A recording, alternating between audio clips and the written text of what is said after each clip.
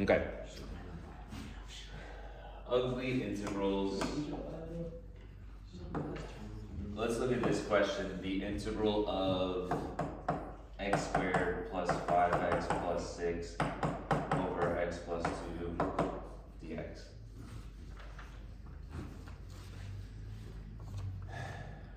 First thought is I definitely can't do chain, I definitely can't do quotient rule, so I want to try to make it some sort of power rule.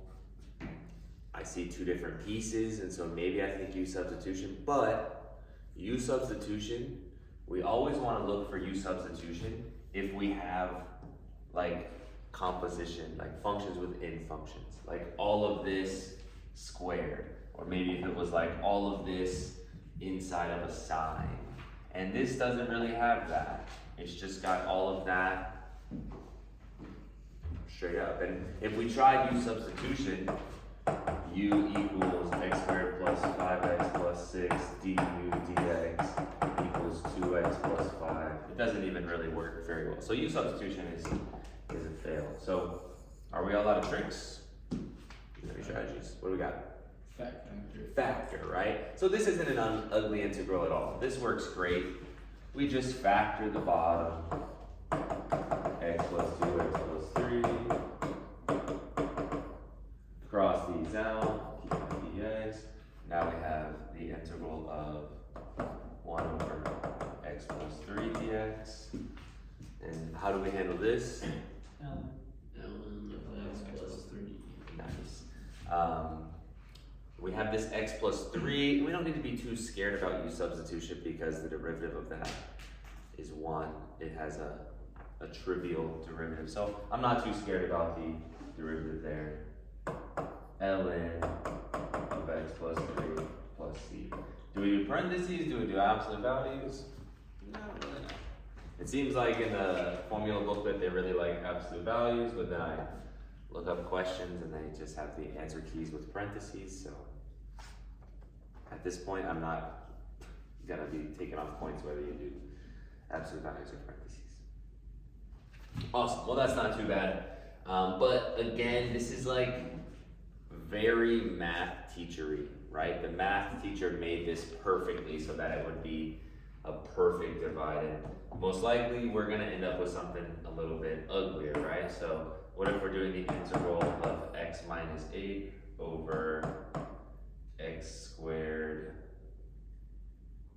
plus 3x minus 10? I had this pre-factor. Okay, so sure, we need to factor the bottom.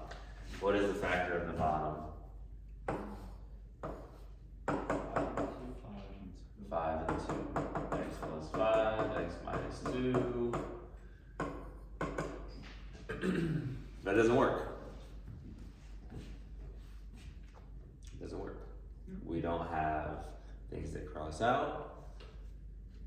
Do we have any strategies here? Chain rule, I mean, u substitution, it doesn't work. We could FOIL the bottom, doesn't work. So we're going to use a strategy that you may have learned, partial fractions. Okay. We learned partial fractions before? I think we had to self-teach that to ourselves because she wasn't here that day, and she decided to leave us with. So partial fractions is actually not too bad. Okay. I can imagine if you were self-teaching it, it would be a nightmare. But you have one of the best teachers in the school here, so it'll be really easy. What we're going to try to do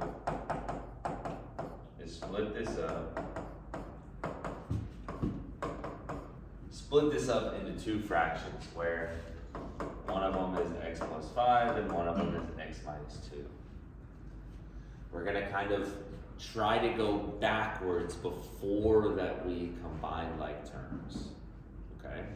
Right now we have all one big term. We're like unlike terming these things, which would be pretty nice because this is setting up pretty nice for a little natural log derivative, right? We like that. But we don't know the tops.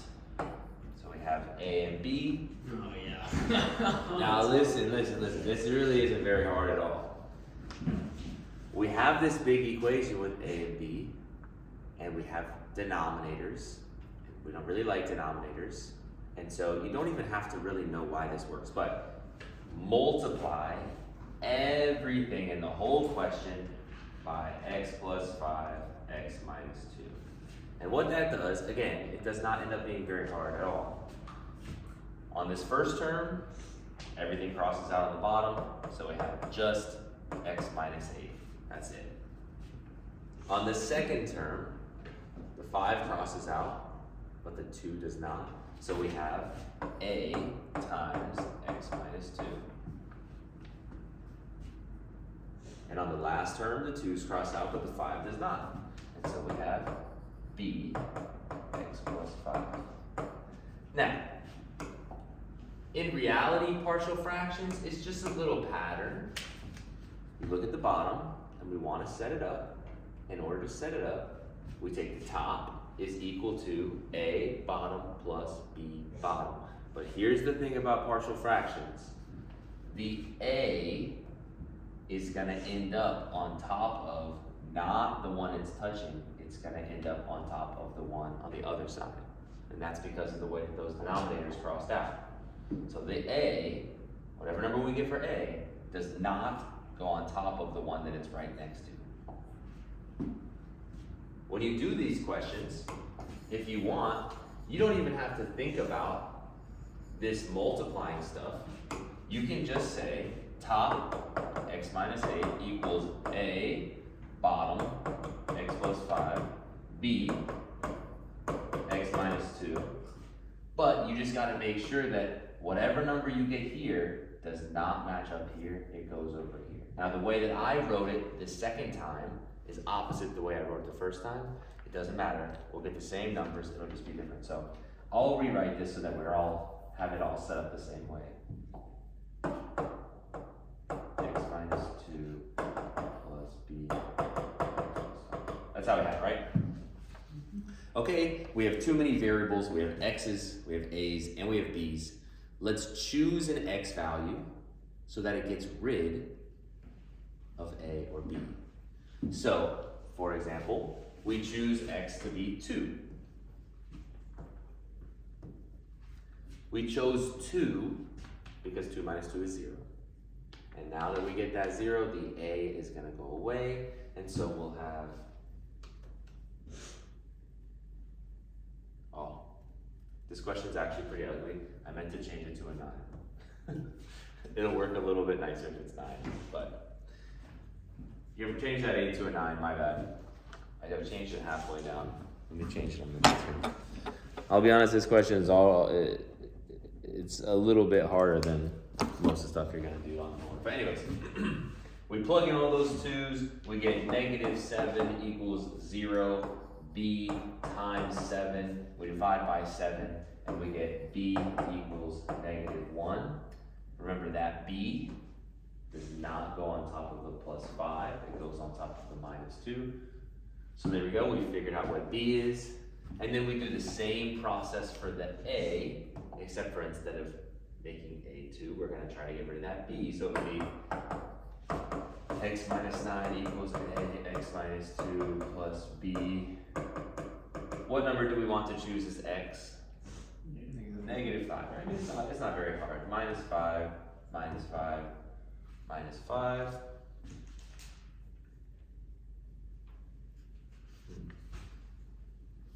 Ugly question at this point, because we get 0, we get a is negative 7, and over here we get negative 14. Oh, that's not too bad at all. Divide both sides by negative 7, and a equals 2. So then we can go back up here, and we get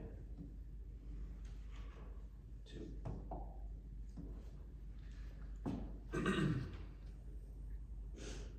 So, partial fractions, we'll do one more question together before the end of the day. I'll just make this a little bit smaller so we kind of get it out of the way. We got stuck up here. We were able to split that into 2 separate pieces. We had x plus 5, which ended up with a 2 on top of it, And then sometimes people put a plus negative 1. Sometimes you'll see like a minus 1 instead of a plus negative, but whatever. X minus 2 dx. Because this has a big plus in the middle, it means we're allowed to think about it totally separate. Think about it one at a time. So we could split this up and think of it as 2 different ones. And then because we're doing ugly derivatives today, ugly integrals, and we talked about how we can just kind of get the constants out of the way, that's gonna be a really good strategy today because we're dealing with ugly integrals. So for example, this 2 on top, I think I'm gonna write that as 2 out front. And then for this piece, I might pull that negative 1 out and just make it 1 over x minus 2.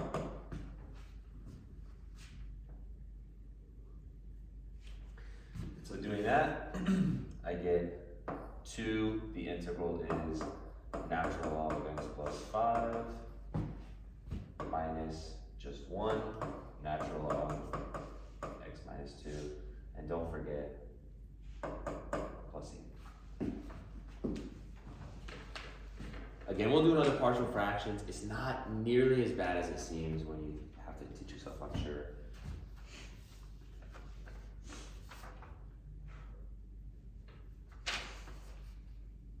Okay. Now, what if we're doing a question and we need to do the integral of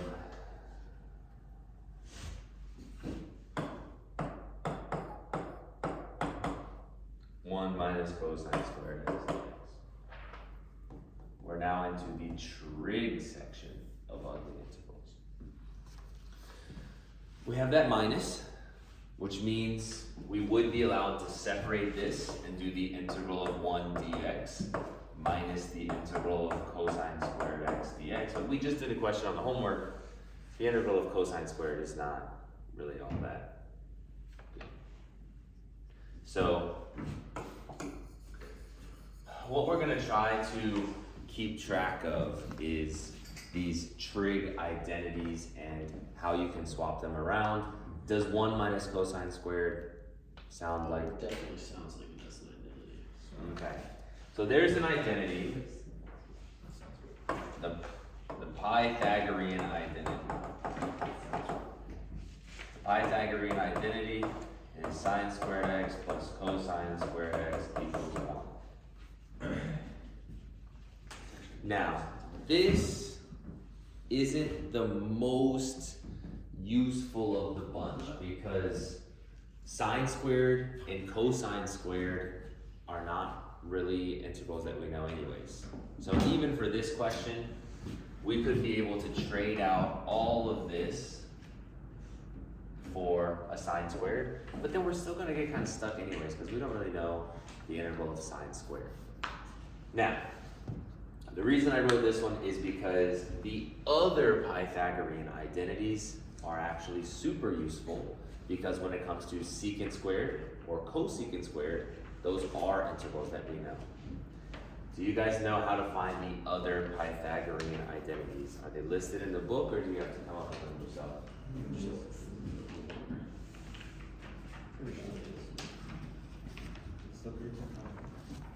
Find them in there? Yeah, you just flip it over 1. Yes. I'll take the sine squared x and just the 1 minus. So I see in SL 3.6, I see this Pythagorean identity. I see some double angles and tangents and all that, reciprocals. And then down there in 3.9, I see the other Pythagorean identities as well. Now these are more useful because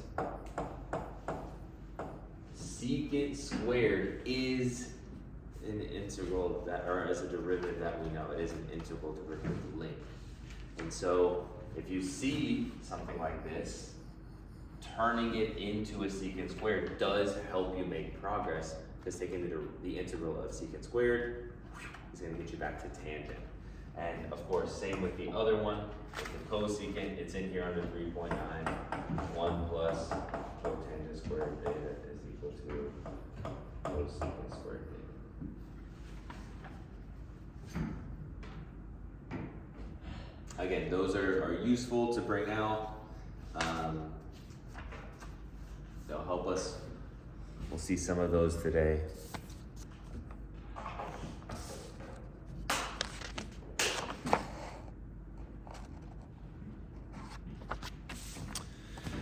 The other ones that can be a little sneaky, honestly, ones that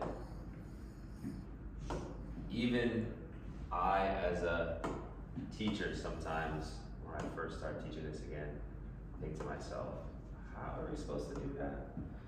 We talked about how sine squared is a little bit of a bust. Like, we don't really know how to handle sine squared when it comes to integrals. And so sometimes we'll get a question for the integral of 1 over sine squared. And the first thing that goes off in our mind is, oh, sine squared is a bust, we can't really do anything. But 1 over sine squared can be converted into cosecant squared. So don't forget about your reciprocal identities, particularly with sine and cosine, because flipping them upside down makes things much easier. So, for example, 1 over sine squared would be cosecant squared x dx, and the integral of cosecant squared would be negative cotangent x plus c. Okay. What if we wanted to take the integral of, let's say, 3 power x plus 1 over 3 power x dx?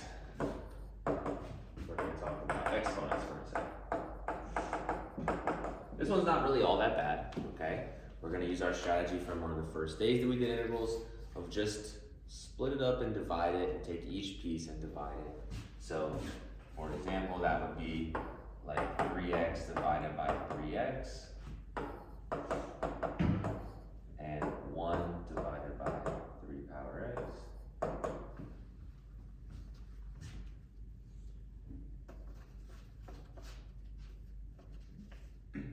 This piece over here is just gonna become 1, the integral of 1 dx, and the integral of 1 dx is gonna be x.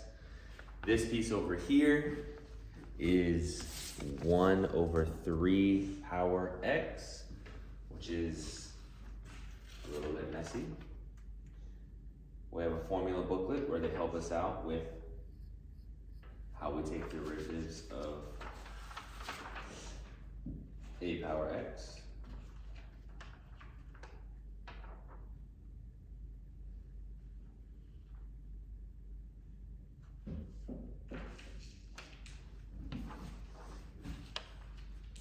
Which is 5.15, we see it there. Standard derivatives, standard integrals.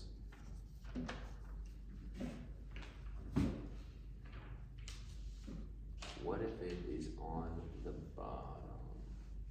Let me double check that we just switched up. Not too proud. Double check.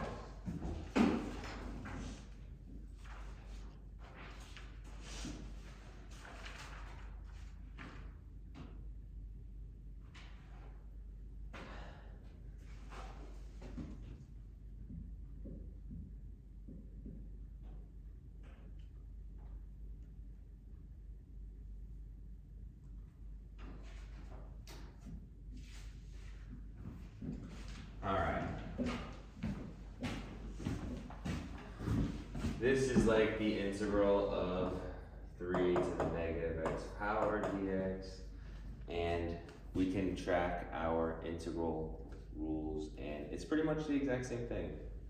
It would be 3 to the negative x power over the ln of 3 plus c, which is up on this rule here for the integral of a to the power of x. even though ours is a negative x, still works out the same.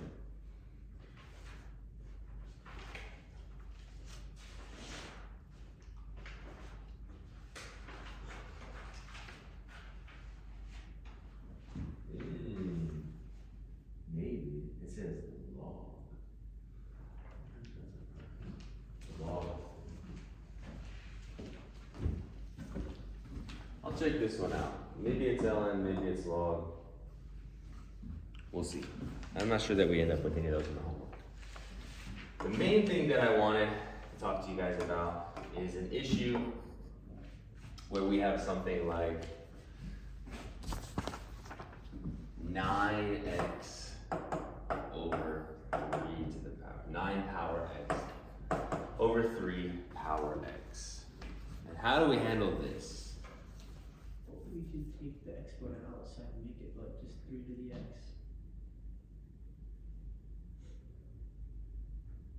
Okay, I'm not sure what you mean. Like, take it outside in like a parentheses, so like make it parentheses 9 over 3, parentheses close to the x. So do it like that. Okay. And so what does it end up being? 3 to the x. 3 to the x, right. That's a good strategy. It's also kind of like this 9 is a 3 squared to the x. And so you can write it as 3 squared x over 3x, and then you're dividing so you can subtract, and 2x minus x, and you're going to end up getting 3x. The integral of 3 to the power of x, which we just talked about. This one we know for sure, it's easier because we don't have that weird negative, would be 3 power x over L3. I need to double check on that negative exponent. On the formula booklet, it says it's a to the x ln. So it'll be like 3 to the x ln.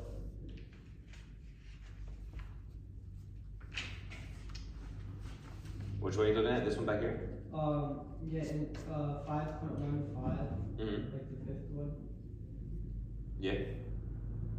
Oh wait, on the fourth one. That is it. Yeah.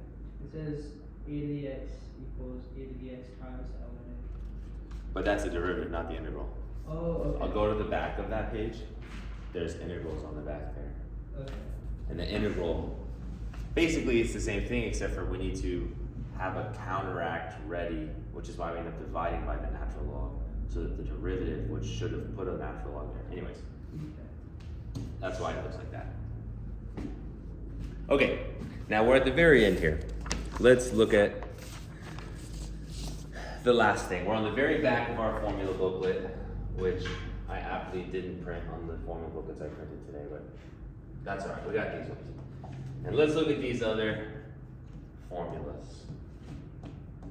Okay, the formulas are the integral of 1 over a squared plus x squared dx, and the integral of 1 over the square root of a squared minus x squared dx.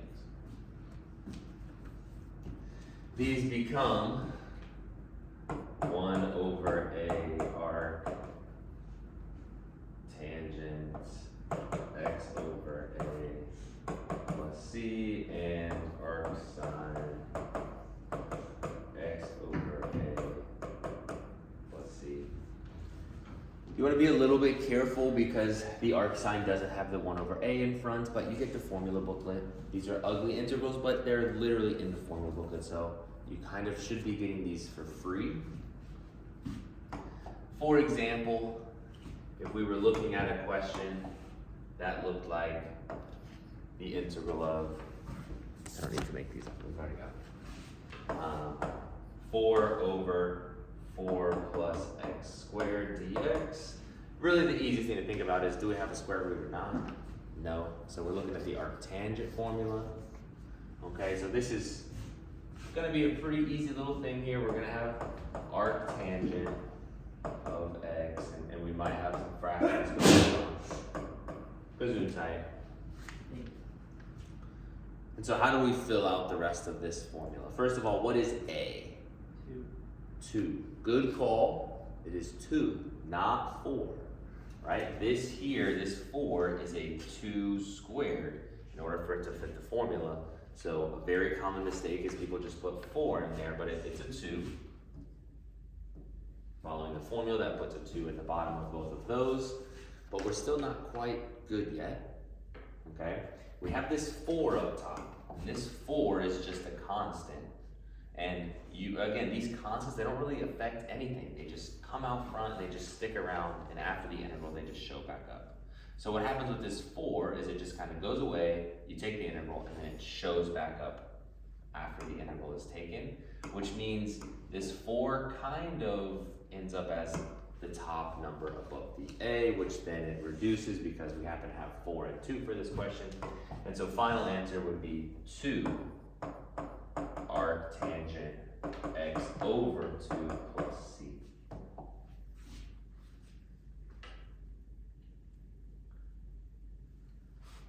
Again, I can move that around.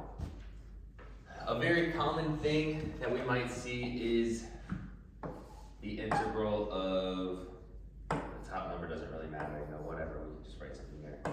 16 minus 4x squared. Now this dx, this is looking great, right? We instantly recognize it's gonna be arc sine. We instantly recognize it's got all the pieces it wants, but actually there's a problem with this question. And it's actually not as smooth as it looks. Even though I see it, I'm instantly thinking it's gotta be arc sine. What is the matter with this? There's a 4 from dx. Yes, this is a problem here.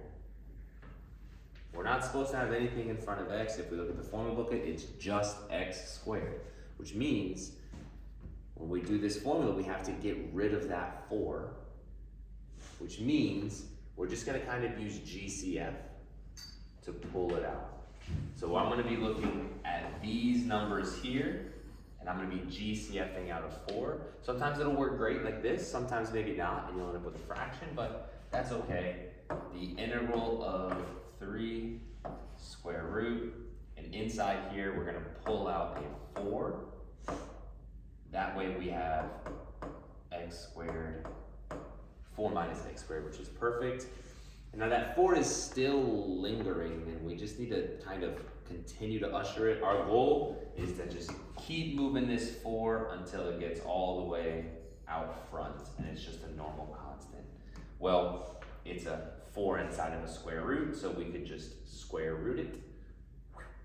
And when we square root the 4, it's gonna turn into a 2. The best way to be like a real proper mathematician is also to move the 3 out front. And so the best way to get into this is to write it like this.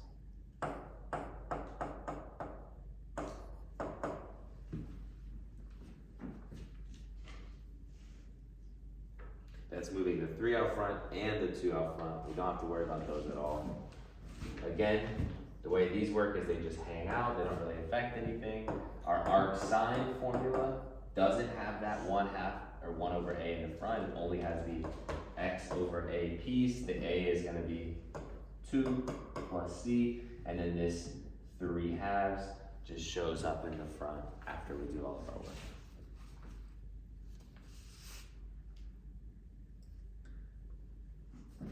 All right, the very last thing, which is nothing necessarily new, is complete the square. Another ugly duckling when it comes to algebra.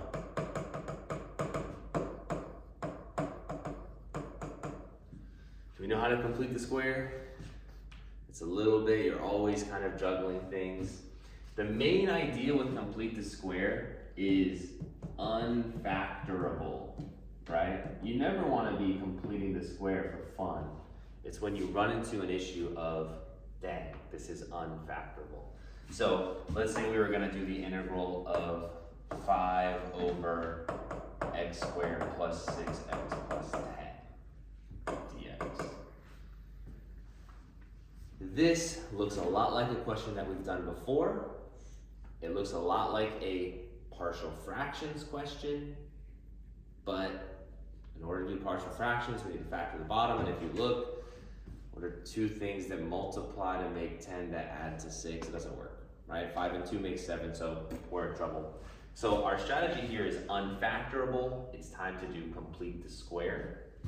We have x squared plus 6x plus 10. How I like to do complete the square is take your 10, make sure you don't write it too close to the 6, leave yourself some room. Our goal is to have kind of two spaces here. This initial space is where we're gonna find that perfect number. If you want a formula for it, it's whatever this middle thing is, divided by 2 squared. Basically cut the 6 in half, you get 3, square it, and you get 9. So we're gonna add 9, and then over here, in order to keep the balance, because we can't just add 9, we also have to subtract 9 to keep everything nice and fair. It's called complete the square because all of this, we did this work, this weird stuff, in order to create a perfect square. So we should have something like that. -9 plus 10 is +1. Inside here would be x, and then whatever that half of 6 is, which is 3. So that's how we can complete the square. We couldn't factor it, we had to use complete the square. Let's trade this stuff out. The integral of, maybe I'll put the 5 out front because I'm a real grown-up mathematician here. X plus 3 squared plus 1. Now initially I was thinking, hey, let's do our partial fractions. Let's split this up. But now it doesn't really look anything like partial fractions. What am I gonna do with this? I'll give you a hint, we just did it a second ago. This is gonna count as the integral of arctangent. Look at your formula booklet. 1 over a squared x squared. This is counting as the x squared. It is x squared. And this is counting as the a squared. It's a 1, so maybe it slipped by at like our perfect square catcher alarm. I know that this is x plus 3 instead of x, and that might be a problem, but the derivative of x plus 3 is still 1, so we don't run into that issue. If we did, we could use substitution, and it wouldn't be that bad in the long run, but this is gonna work totally fine to use our arctangent formula. Our arctangent formula is 1 over a. We decided that a would be 1. Arctangent x over a. We decided that would be 1 plus c. Don't forget the 5 out front, which is going to end up kind of becoming the top there. And also, instead of x, we have this whole thing here, x plus 3. And so we're going to have x plus 3 as our x piece instead. So wrapping up this whole day of ugly integrals, our final answer for this question, 5 arctangent x plus 3 plus c.